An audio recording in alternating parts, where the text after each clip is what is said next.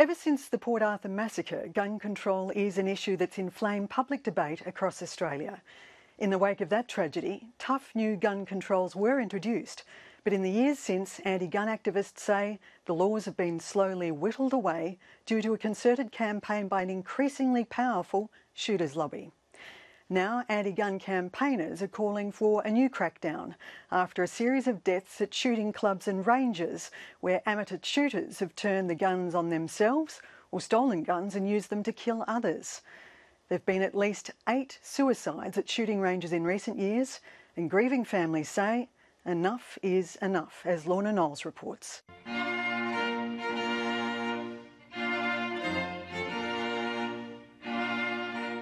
Gabby and Shireen Molnar were married for 20 years. They'd planned a long and happy life together.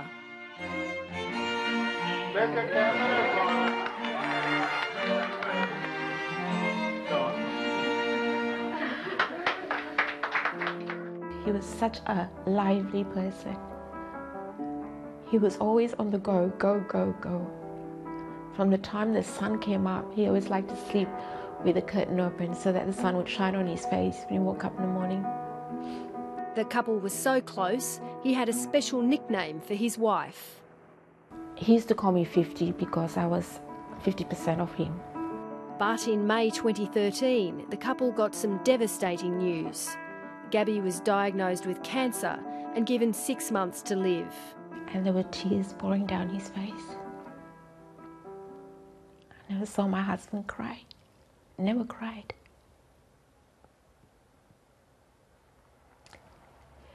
He wanted to live so much, yet he was such a lively person. But he was adamant he wouldn't have chemotherapy, and the cancer spread. 4 months after his diagnosis, Gabby told Shireen he was going to play table tennis. He never came home. It was about 8:10 that evening, and the buzzer rang. I opened that door and I just waited there, and I saw the police coming up the stairs, and I looked. There were 2 policemen, and I looked beyond them looking for, I said, "Where is he?" I said, "Why isn't he with you?" And then I stopped the policeman from entering the house. I put my hand on his chest. And these words, nobody should hear these words. He said, "I'm sorry, Mrs. Molnar, your husband committed suicide today."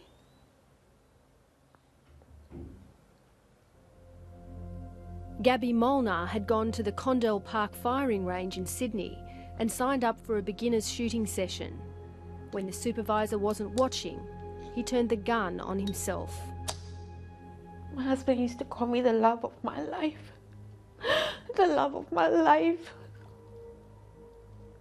What did you do?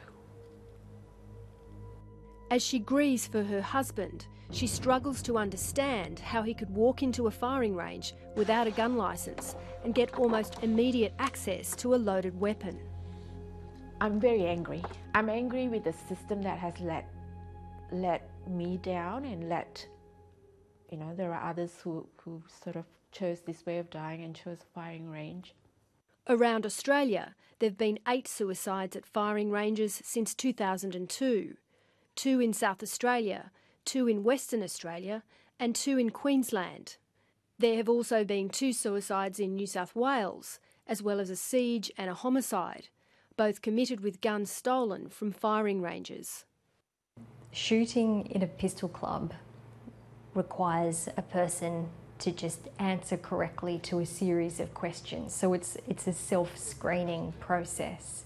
But those answers are never checked, and it's very easy for somebody to deceive a club, and potentially a lot of people are in danger because of that. In her spare time, Sydney barrister Michelle Fernando petitions for tighter gun controls in Australia. It's a very personal campaign. This is a petition that I am asking people to sign. 4 years ago, her family was shattered by the sudden and violent death of her father, who was killed with a gun stolen from a shooting range. My sister was suffering from schizophrenia, a very acute period of unwellness. And at about that time, she started shooting casually at the Sydney Pistol Club. And she hadn't disclosed that she suffered from a mental illness. And in fact, she was very mentally ill at the time. And on the 22nd of August, she was presented with an opportunity to walk out of that club with a pistol she'd been lent. And later that afternoon, she shot and killed my father. Michelle's sister was found not guilty of murder on the grounds of mental illness. I'm so saddened and quite outraged that there has been further deaths and violence committed with firearms by people who just shouldn't have been given access to firearms. The Sydney International Shooting Centre is a world-class Olympic facility where the guns are tethered and new shooters get one-on-one supervision. If someone's intent on hurting themselves, there's not a lot you can do. It's just what it is.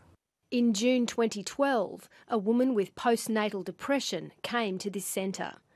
She'd asked her mother to look after her 2 children so she could go shopping. Instead, she signed up to try shooting and used the gun to take her own life. Look, it was a very unfortunate incident. We treat shooting as a very safe sport, and I've been around shooting for 27 years, and you don't see incidents. And it was shocking, it was upsetting, and it was upsetting for the staff and the people that were here on the day. There is no doubt about that. It was here 3 years ago that a young woman with postnatal depression took her own life. Staff say that 8,000 people have taken part in the Try Shooting program without incident, and that the suicide was an isolated tragedy that couldn't have been prevented. In most states, beginners can fire weapons while unlicensed under shooting programs designed to attract newcomers to the sport. In New South Wales, unlicensed shooters just need to fill out a form declaring they have no criminal history or suffer from a mental illness. Shireen Molnar believes no one should be given access to a gun without a prior police check. Don't let another person do this. Don't give them an opportunity to do this. I want something to be done. 18 months after her husband's suicide, Shireen Molnar is waiting to meet Michelle Fernando, a woman she feels deeply connected to. So good to see you. It's good to see you. I'm really sorry that we're meeting because of our tragedies. But we're going to do something about it, aren't we? It's an intensely emotional time for the women, united by a shared cause. I'm so sorry. I'm so sorry. You know, after a few months of Gabby passing away, I needed to get out of our home. Does the pain ever decrease, or is it just a memory now with your dad? Oh, I wish I could tell you that the pain decreases. But I've gotten used to living with it. The pair make plans to stay in touch and lobby together for changes to gun laws around the country. Put a system in place so that the police can verify if this person has a mental illness, if he is safe to go into a firing range. Do something.